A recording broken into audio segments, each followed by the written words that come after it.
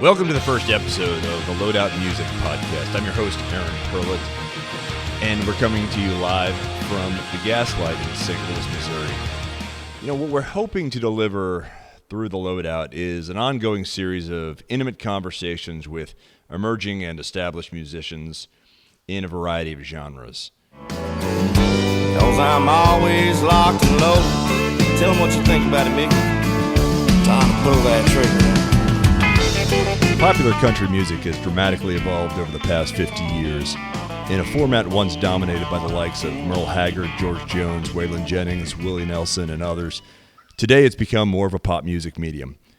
But if there are heir apparents to the likes of Jennings, Hank Williams Jr., and David Allan Coe, it's artists like Cody Jinks, Chris Knight, Jamey Johnson, and the man who I am thrilled and honored to have as our first guest on the Loadout podcast, Mr. Mickey Lamantia. Mickey, thanks so much for being with us today. I really appreciate it. Thanks for having me, brother. I've been looking forward to it all weekend. So, because of what I noted in the introduction, and really kind of the scarcity of artists playing music like yours today on popular radio. There's probably a lot of people, unless you're kind of a hardcore outlaw country fan, who don't know who you are. And so, I'd love to spend some time really introducing you to our audience and, just talk about where you're from. So if we could start with that, where you grew up, it'd be great. Well, I'm from up in New England. I'm a Pats fan. So right off the rip right there, that's probably another thing that's not in my favor. But I'm from Cranston, Rhode Island. Smallest state in the union, and I've been playing country music since I was a kid, so it's pretty much all I know. How do you I don't think most people equate New England, Rhode Island with country music. So you're a kid growing up. How do you really discover country music? What was the first time you heard Loretta Lynn or George Jones? How does that get introduced to you? Well, I heard before I heard any of them names, I heard my uncle Leroy Matitol, and he had a band that played local up here in Rhode Island. And when I say he was as good as Waylon and George Jones, and I mean he probably should have been a superstar. But being from Rhode Island back, like you said, things evolved. Like the internet has evolved. There was no way for him to get around like there is for me to channel the waves, as to say, so I can get my name out there a little bit more than he could back in the day. So then from listening to him, he listened to Waylon, George. My parents listened to all those guys, and one of my first records I really liked, Knew All the Words to, was Ricky Skaggs' album, Crying My Heart Out Over You, I think the name of it was. So your uncle introduces this to you, and at what age do you pick up a guitar and you've got this great baritone voice, but at what time do you discover I'm going to start playing guitar, I'm going to start using this voice and start creating some art? Well, I started playing at a young age, taking lessons, and then playing basketball and baseball, and kind of hiding it from my friends because it's probably not that cool to like country music up here. And then probably about, I start playing with his band around 16 in the bars. And I get up, do a couple songs, and then, it goes well. And then I end up, he sits for a whole set and I end up playing for a set. And then it just carried on from there. And then, it kind of took off a little bit for me at a young age. By 21, I had got discovered singing a Randy Travis song. I think I was singing karaoke at a bar, and I was doing Forever Amen. And next thing I know, 2 months later, I'm opening up shows for Willie Nelson all around New England. And that's when I knew that I had the voice for it. And, but life kind of took over because I didn't make it then. And I went on to live a life, and then just recently, about 8 years ago, I just started writing songs, so that propelled me back into the music business. So, what is that? You're 22 years old, and someone says to you, "Hey, we'd like you to open up for Willie Nelson." It's not like you're saying Willie who. I mean, I knew Willie. Yeah, I know. That's what I'm saying. I would imagine I'd be like, I can't believe this is happening to me. What is that like? It was tremendous. It was great. I mean, and that almost turned into a big thing. Like, I became very friendly with some of Willie's guys. Paul English, his drummer. Pootie was his tour manager at the time, and he told me, he said, "Listen, the band doesn't come out and usually watch the opening act play, but we were playing like these tent circles back in the day. Those were pretty popular, where the stage rotates, and they were at the top watching all our shows. So we almost got invited out to play on some more on the road." But my band guys at the time had full-time jobs, and I had a contract here with management, and it just didn't work out. So, but Willie was very gracious, and his band guys, from Jody to Grady Martin, Paul English, and especially Pootie. I love to mention Pootie because he was the glue that held all that whole group together. As the road manager. So how do you? I mean, you've got this, a dream of a young man right there sitting in front of you, and life gets in the way. How do you reconcile that? I mean, when you're 22 and you get invited to go do more, and I mean that's got to be frustrating for you. Well, it was a pretty cool time. I got to meet the likes of Randy Travis, Reed McIntyre, George Strait. Anybody that came in because I got to do all that stuff, I got to take pictures with, and I was playing my shows on the side, and at 26 I opened for Tanya Tucker, so maybe it was 25, so a few years later after that I got to do that, and then I ended up getting a full-time job working at the prison. So I've been a correctional officer for the past 23 years. Yeah, let's talk about that a little bit, because I think that it's not a common story you hear, that someone who plays the kind of music you play to the level of excellence you play it, that you've got a day job. And my understanding was from what I understand, you had long dreamed of being working in law enforcement. That was something you were passionate about and really wanted to pursue. And was that one of the things that kind of, when I said earlier, life got in the way, that your professional passion in pursuing becoming just working in some level of law enforcement? Well, there was two things I always wanted to be, was a country music singer or a police officer. And I did the correctional officer thing, and then about 35 I actually quit, and I was a cop down in Florida for a year, and then I had a real bad back injury, and I ended up coming back to the prison, where I've been since. And it's funny because if that didn't happen, I'd still probably be a cop down in Florida. And, I ended up hearing a guy named Jamey Johnson, singing a song called In Color back in, 09-ish or whatever, 010, 2010, around that time, started listening to Jamey, and I ended up writing a dash, I think, probably 2011. And I thought, wow, he really inspired me to write music. And I said, I'm getting older, maybe I could write songs for other artists, So I really dug into learning how to write songs off of life experiences. Yeah, for those who again, Jamey Johnson is another one of those artists that you're not going to hear on traditional country radio.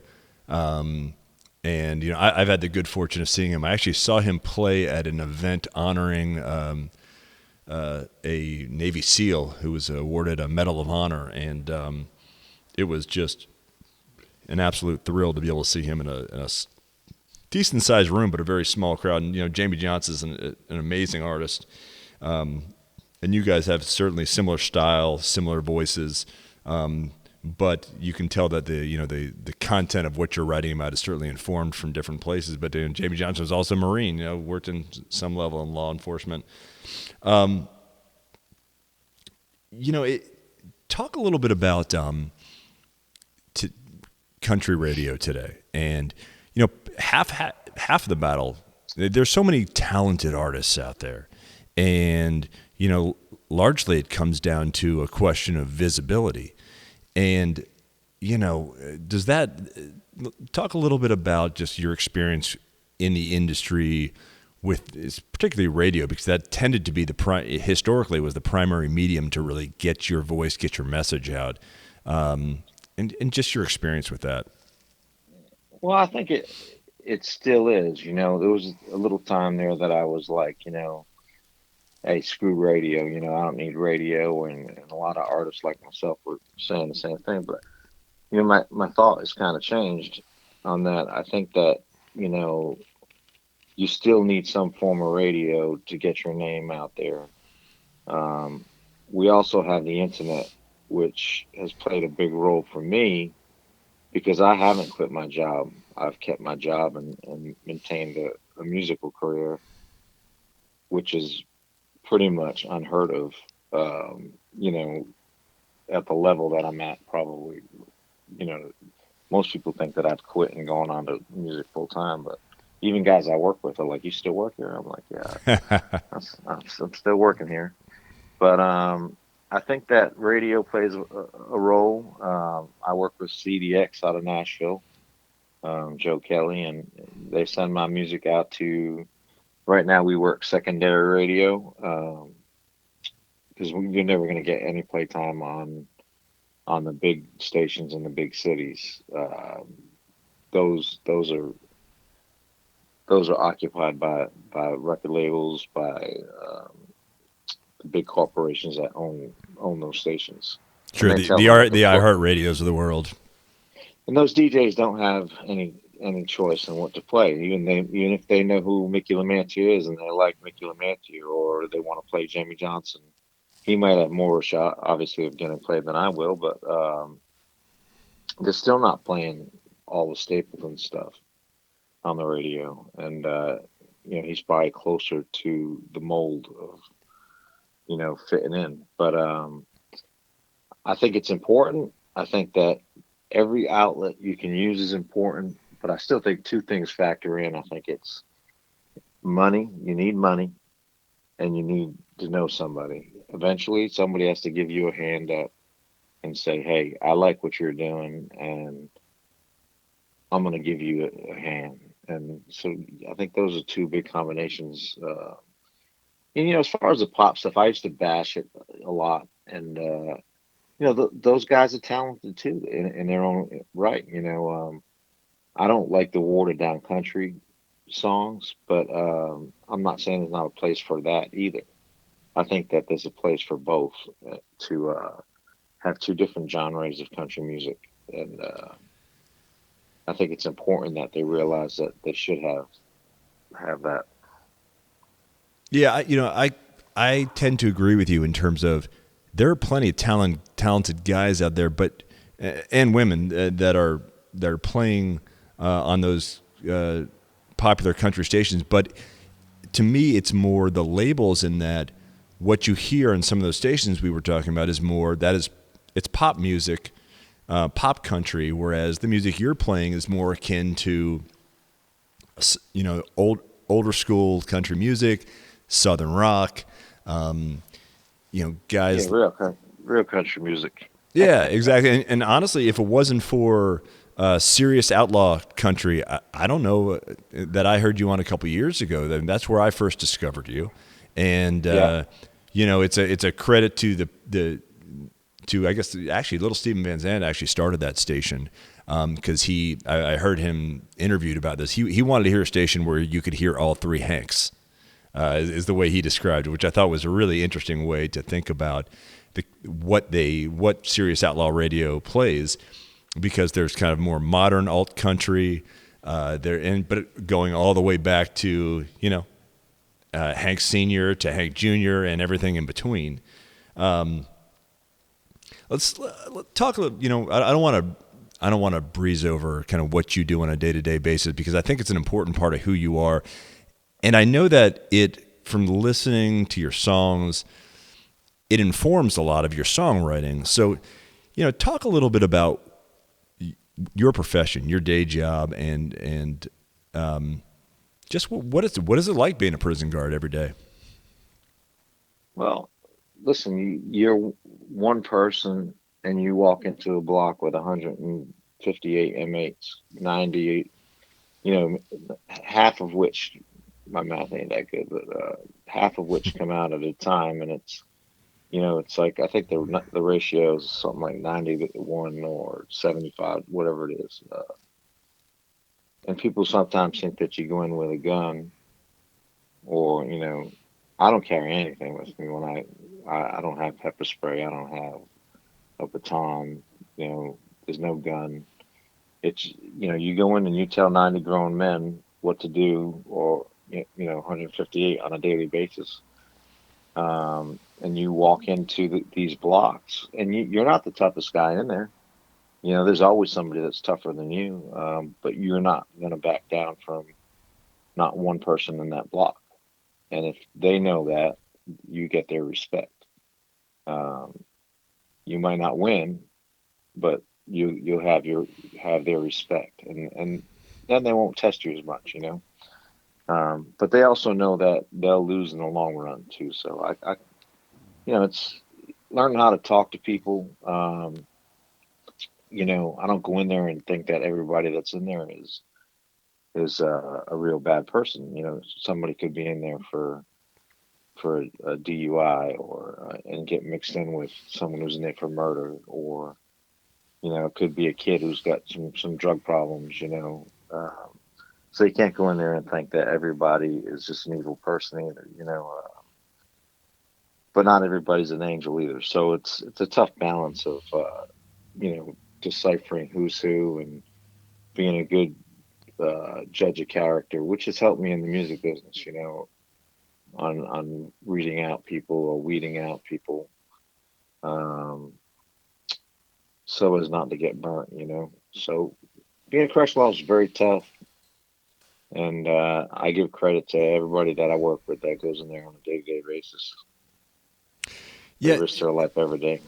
I imagine that you in no way want it, seek it, crave it, but do you find that even inside where you work, the exposure that you have gotten as a country music singer has given you an unusual cachet, almost a celebrity to those inmates, or do they not know anything about that, or really don't give a shit? They do. They're not country music fans per se up this way, but they always ask. Officers play the music in the van sometimes, and they hear it, and they'll be like, "Hey, that's Lamantia." They know what's going on. So, even like with the song I wrote, "Locked and Loaded," I did an interview on the Boston Globe, and they asked me about a line in there, and I had said, they said, "What'd you mean by, you'd rather be judged by 12 or carried by 6?" And, basically, I'll repeat it because I feel sometimes it's a true emotion. When you're surrounded by 56 people that have either hurt children or molested or killed children, sometimes you'd like to be locked and loaded, but you can't do that. You have to walk in there. I'll probably get called in again for saying that, but it's the truth, I can't stand people that hurt kids, and that I put it in the music, music's a vent for me. Do you find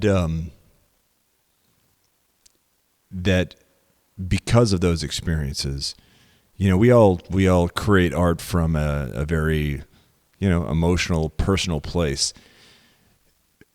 Can it be almost exhausting emotionally exhausting when you're writing a song and you're kind of going into that deep well of your experiences because those experiences that you're drawing from are unusual in terms of the way they are just kind of, there's so many emotions that one person can have, and anybody that's worth their weight as a songwriter taps into all their emotions. So at any given moment, I can be a tough guy. I can be a dad to my little girl and be soft. And I mean, it's just so many emotions that you can draw from. And sometimes it's very exhausting and overwhelming. I feel like I could write, and I don't sit down and write every day, but I certainly feel like I can write a good song every time out of the gate. Like, I get these ideas constantly. Like, my mind is like thinking about, what song do I want to touch on, next, or, so I definitely feel sometimes it's overwhelming, the amount of emotion that goes through one person's head, like sometimes I feel like it's going to explode, Let's talk a little more about your songwriting process. So, since you don't write every day, and do you find that oftentimes you are struck by a specific situation and you think to yourself, I see a narrative here for a song, whether it's those words or not, but I see something here that's sparking an idea. Is that how oftentimes it works for you? Well, I'll hear things, there's different phrases like, so, Outlaw Life was so misunderstood when I wrote it. Like people thought, oh, this guy thinks he's an outlaw. So he wrote this song Outlaw Life. And I get, some criticism for that. And I said, well, you're not listening to the song and you're not understanding it, because it's trying to say, if you're going to live an outlaw life like Waylon and Willie did, or like a person who's not just a musical outlaw, but a real outlaw in life, like that breaks the law and challenges the limits, you're not going to live very long, trying to live this outlaw life. I mean, it's just like, it wears on your emotions, so I don't consider myself to be an outlaw. I think that I play honky tonk music. I play classic country music. I didn't set out to be the next David Allan Coe, nor do I ever want to be. I'd be lucky to have that kind of status, because I look up to David Allan Coe as an artist. But trust me, I'd rather be more like a Randy Travis or Jamey Johnson, or I don't want to be sitting here telling you, hey, I killed a guy in prison or did some other things in there that I'm not out to be the next outlaw. Yeah. So that song there was, I think, just misconstrued. But you know what? Now everybody's caught on to it. It's getting 2,000 plus streams every day on Spotify alone, and it's doing well on all the other channels. So it's finally, I'm like, wow, it just kicked in, man, and it's getting the recognition that it deserves, and that's like 3 years later after I wrote it. It's interesting when I think of a song like Alcohol, Tobacco, and Firearms.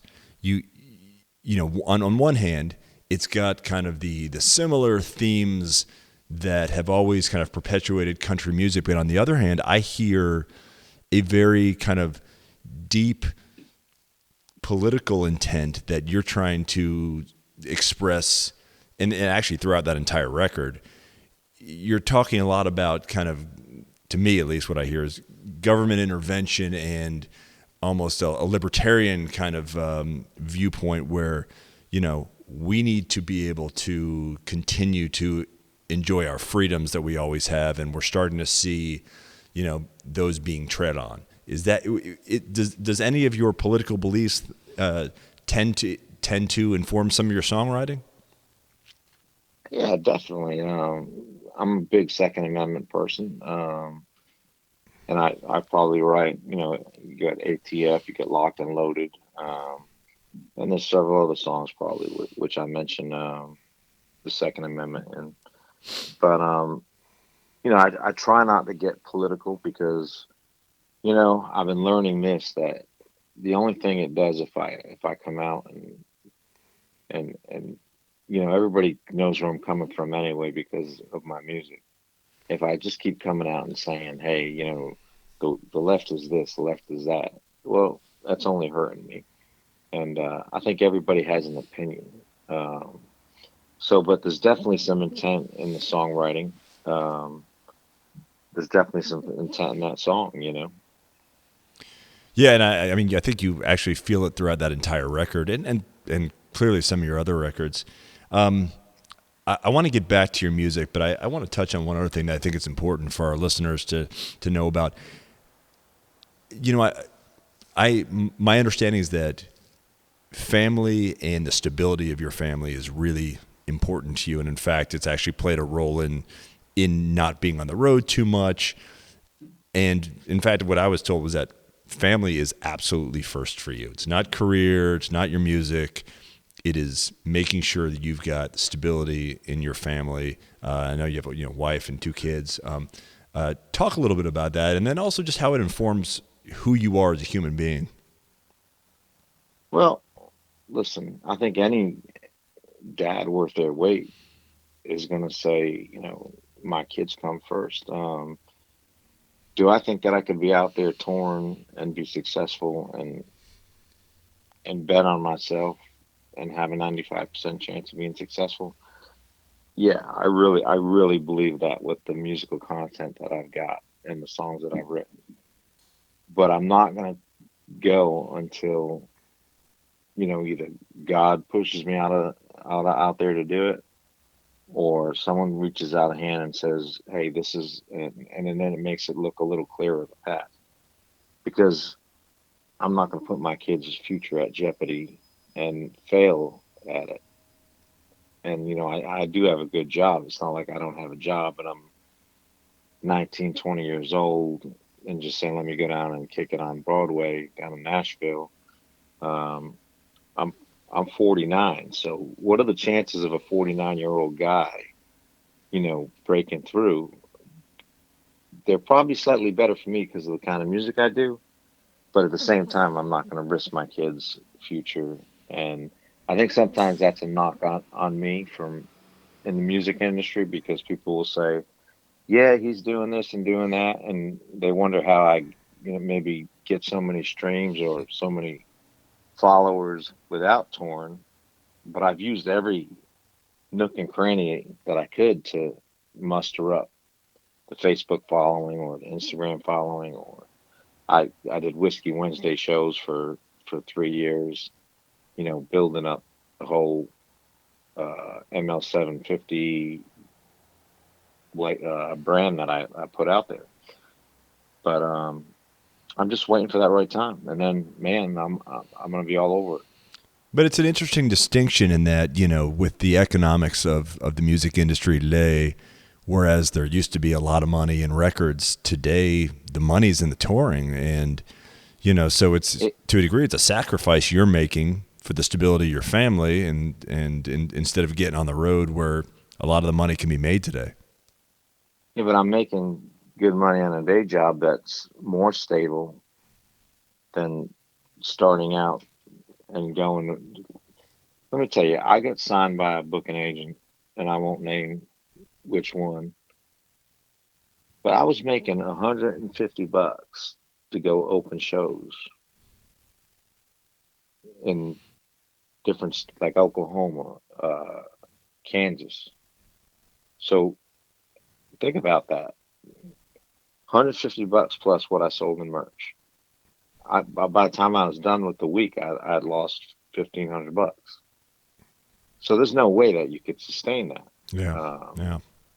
And being a new guy, I asked about the pay, and I was basically told it's whatever the headliner wants to pay you. And I guess the headliner didn't want to pay too much, but so you have to build it strategically. Jamey Johnson did it the best, and I do look at that as a model of what I want to do. But he also had a little bit of major radio play at the beginning, with and then he developed all that and took that and very wisely developed a cult following, which he sells out everywhere he goes, and that's what I'm looking to do. So, but we had some good music coming out, so just watch what happens this year. I mean, I'm just totally psyched about what's coming out. Yeah, let's talk a little bit about that, because I know that you've been kind of in this unusual sprint over the past couple months, and you're about to drop some new music in late March. But instead of putting it all into kind of one formal record or even a double album, you've been kind of slowly dropping music, which is becoming it's becoming a new strategy across the industry, across genres. Talk a little bit about what you've been doing and some of the new music you've been dropping and will drop. Well, like you said, you've seen a couple people doing double albums. People tend to look at your album and then a month or two later forget about your album. Might be on some stream list, might not be. I don't, whatever. You drop a single, you go away even quicker. That's what singles are for big radio. To me, they're for big radio people like Taylor Swift or whoever's getting that big radio play. Albums are for independent artists, because they got to get content. The more content you have out there, the better. And if it's successful content, and people look at it and go, "Wow, this guy's written a very good amount of songs that are really top quality," then I think that you're doing what you're supposed to be doing, and the record labels could take a look at you like they did with Tyler Childers and say, "Hey, we're going to partner up with you," or Cody Johnson partnering up.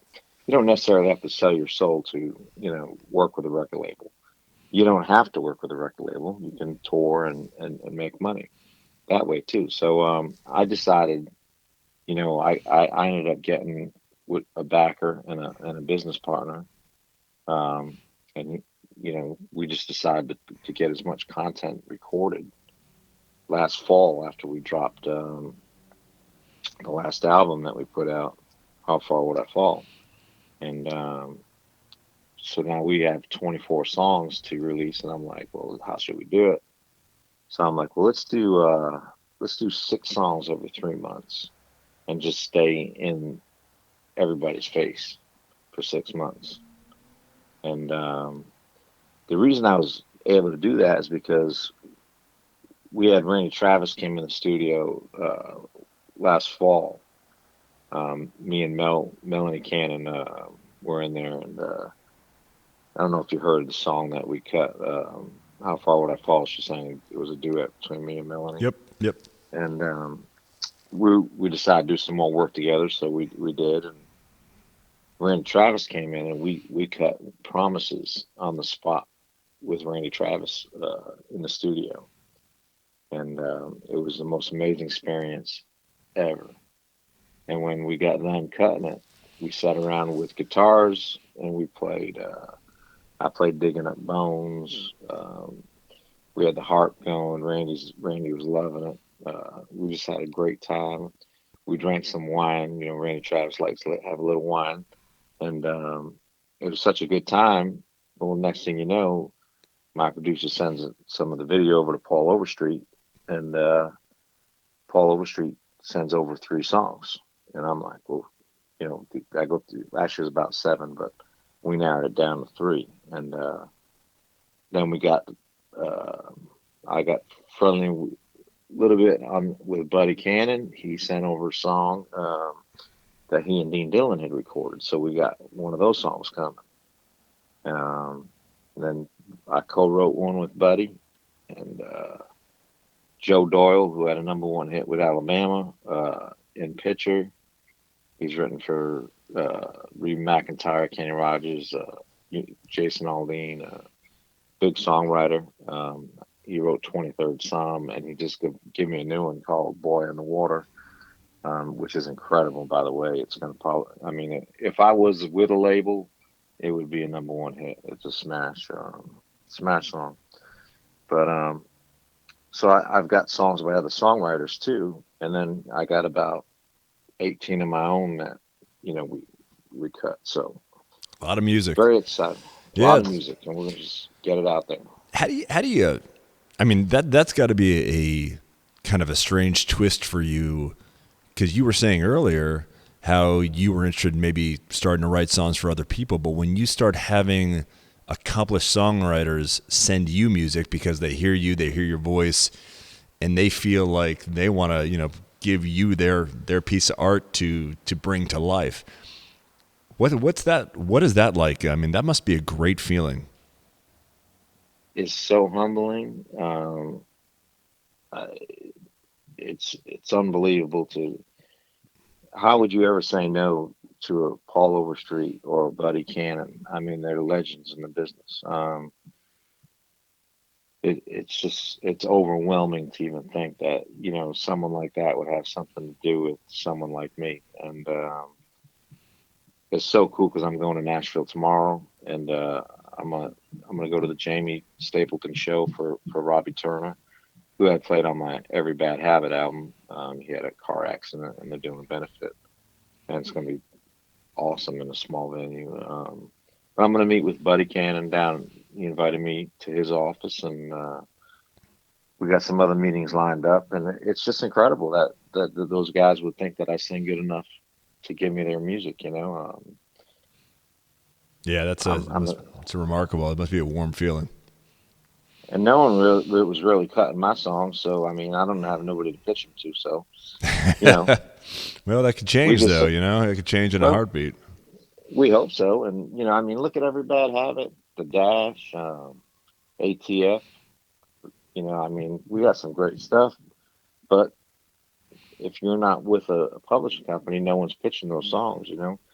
It's up to you guys like you hear them on Sirius XM or online or YouTube or wherever, and you hope that you get that hand up from somebody. And I've been fortunate enough with to have Melanie Cannon really give me that hand up. She by singing with me on the album, I think, and that was huge. And we peaked at we hit 73. I think it was on Music Row chart, which is in the that gets sent out to everybody. So now your name is, you know, amongst the record labels, and we're we're just like in a good position to release music. All by My Lonesome is the radio single that just went out to radio. That's written by Paul Overstreet, and released Buddy Cannon's Love Triangle, which had never been cut. It was written by him and Ronnie Rogers, who wrote Dixieland Delight. And the cut of Dean Dillon song and Buddy Cannon song, that's just absolutely out of this world. Yeah, So that's fantastic.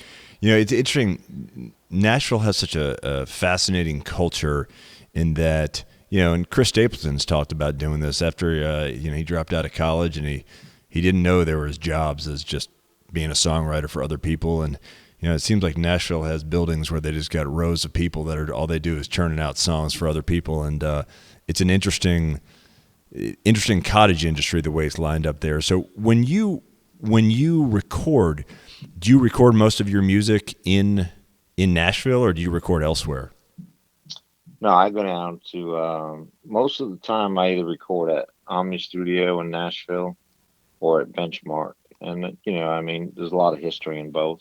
Mm. Um, I found Bill McDermott is my producer, and he's worked with a lot of big names. So we're just trying to take this as far as we can together. And he's a great guy and does really, really, really good work. We found a sound that, I didn't want to come out with a sound like Jamey, but I didn't want to sound like Stapleton or Randy Travis. I said I'd like to sound somewhere in the middle, and I think we found that.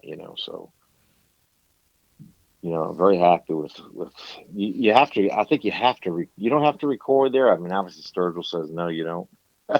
He's all over the news, but to me, I Sturgill think loves to bash bash Music Row, and you can bash it all you want, but let me tell you something. Nashville's where Nashville. Let's take Nashville back. Let's Yeah. not. It's not Nashville. It's the corporate part of it. It's let's get back to where it was. I mean, you get down there at any time. There's 20 cranes building apartments. They're changing the whole atmosphere. So instead of those little houses being songwriting houses, now it's corporate offices that they're going in. You got 6 or 7 songwriters on a song. I think the art of writing a song is been misplaced from 1 or 2 guys to 5 or 6 guys, and the quality of the songs definitely show that it's not coming from one person or 2 people. It's I think the quality is way down on songwriting.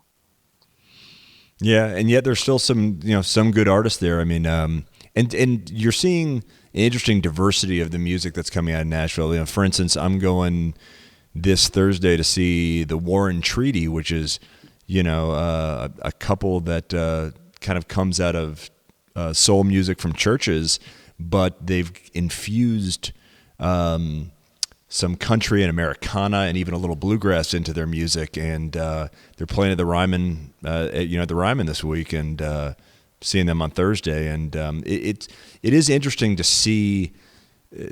There's been, I think, positives and negatives to what's happened in Nashville. I do agree with you in that I think the corporate influence has really been kind of the challenges for the industry and almost what's been sullying it and creating to a degree kind of a sellout environment.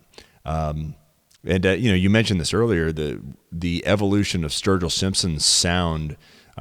His last, I still don't know. I've listened to his last record dozens and dozens of times, and to me, it sounds like something Pink Floyd might have made in the late '70s.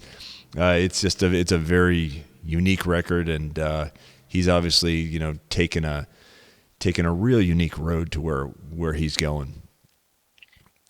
Well, I think that he had a certain amount of albums to plan to do, and I think that he's almost at the pinnacle. I don't know how many more he's gonna do. Yeah.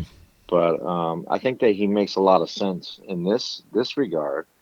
That if you're going to move to Nashville, don't expect to make it big just by playing down in Nashville. I'm not knocking anybody that goes down there and plays on Broadway or whatever. You got to find your niche, but to make any money, you have to get out on the road. You have to. If I was going to do it as a 25-year-old person and I wasn't married with 2 kids, I'd go get a van and a trailer and I'd start looking for a booking agent, and I would travel around the country and build a fan base. It's the old style way. A lot of guys have done it that way, and I have the ultimate respect for those people. So he's right in that sense, but yet he still went to Nashville, and so in the sense he's saying he didn't, he still went to Nashville to be Sturgill Simpson, Yeah, and I mean, So look, the guy's he's a remarkably talented guy. He's yes, absolutely. yeah. I mean, I've got you can't help but love that. Love whatever he touches to a degree, and I love where he informs his music. It's all over the place. I mean, it's he's talked about loving Frank Ocean and his music to some of the more traditionalist country musicians that you and I were talking about earlier. Let me pivot a little bit. You mentioned Whisky Wednesdays earlier, and you've built up I think a really unique Facebook presence because you've spent so much time doing the Whisky Wednesdays, and you spend so much time performing on Facebook for it, really creating a two-way relationship with your audience. Talk a little bit about that because it's really terrific for anyone who's not experienced it. Well, I think we were the first one to do a Facebook Live every week, and we were just sitting around drinking whiskey one night, and I said, "I'll go live, see what this new thing is." And I said, "Well, let's do this every week. Let's do a different whiskey, and we'll call it Whisky Wednesday." And at the time, obviously, I had Thursdays off, so it worked out well. But so we did, and then I found a Rhode Island-based whiskey that we tried, Sons of Liberty, and I'm like, I think I'm going to try to get a deal with them to sponsor it. And I think I'm going to try to brand myself ML 750, which is, the 750 milliliters in a bottle of whiskey. And just my initials are ML, so we just turned it around and we went in there with that brand, and we ended up with the whiskey deal with Sons of Liberty. They sponsored the Whisky Wednesdays and some other things, and they helped us out the music, and it's been a great relationship ever since. As for me, I could spend an hour or two or three on Facebook on Wednesday nights, and we had, I think, at the most 40,000 views on a Wednesday night. But even now, like by Thursday, I get 10 to 15,000. Oh yeah, normally it's somewhere close to 20,000. I mean, I've seen between 10 and 20 on a pretty regular basis. It's so impressive. That's like a stadium without leaving the house, but I'm just not getting paid for it.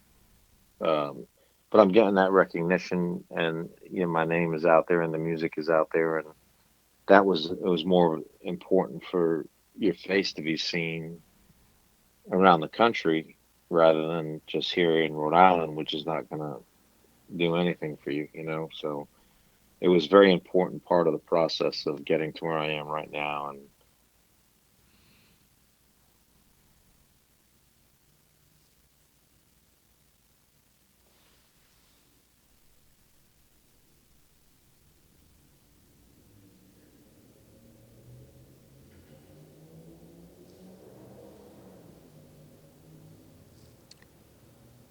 Mickey, you still there? yep, Yeah, yes, I am. There you go. Oh yeah, something happened to drop. You were saying it's a very important part of getting to where you are now. So yeah, it was a very important part, and I said, basically to go from just singing on Whisky Wednesdays to recording Buddy Cannon songs, having Buddy and Melanie they sang on 4 of the 5 last songs we recorded down in Nashville. He didn't have to go in there and sing on those albums, but he did, and he had fun doing it. So I mean, think about that. Country music can just do crazy things, and I think that's just crazy that a kid not a kid, but a guy that was singing on the internet ends up having a couple of legends singing on there on his songs. Like, that's just cool. Yeah, So yeah, Whiskey Wednesday has been great for me. I've had to tone it down a little bit though, because sometimes I get a little rowdy with it. Oh, the brown liquor has a way of doing that. And then you say what's on your mind. Yeah. And, yeah, but it is delicious though. But it's it's delicious. So in the end, at least you feel good about life. I just get up and hit the delete button the next morning if I think I did something. Well, let me get you out of here on this, Mickey. Tell us. So we know you've got new music. You've got a lot of new music coming down the pike on in the month of March. What other plans? Where can people look forward to seeing you? Do you have any plans to tour? Where can people? I know you've got a very active web presence on social media. Any live opportunities people can have to see you? I'm gonna be in Illinois on Saturday night. This Saturday coming, I'll be playing for WOOZ Radio, St. Jude. Their St. Jude telethon. I forget the name of the exact city, but it'll be on my Facebook page. And then in April, we're working with the veterans. I'll be down in Texas. I think it's Copacabana, Texas. Again, that'll be on Facebook. But Jerry Richardson is putting that on with Ryan Wilson. And quick story short is that when Chris Kyle was shot, he was with Chad Littlefield, which is Jerry's brother, and so we've been doing some shows for to help out their foundations and stuff, and try to keep Chad's name out there a little bit too, because he may have been overshadowed a little bit. Him and Chris are best friends, but obviously Chris Kyle's going to get everybody's going to be like, wow, Chris Kyle got murdered, and well, somebody else did too. Somebody else's kid was killed that day too. And so we just try to throw some love their way. So we're going to go down to Texas and do a show for the veterans down there. All right, sounds good, Mickey. And then after that, hopefully it just builds up. And, like I said, I see that path, and we get out there and start touring all the time. Well, we need to get you come play in St. Louis, because there's a couple of good venues here that I'm sure would love to have you play. And anytime you want to come back with us, we actually record live in a music studio that is also a music venue. So, well, when I come down that way, I'll definitely take you up on that, because I do come out to Missouri and the Midwest sometimes and do some runs out there. All right, Mickey. Well, Mickey Lamantia, thank you so much. It's been an honor and a privilege to have you, and we wish you the best of luck. Thanks, man. I appreciate it, brother.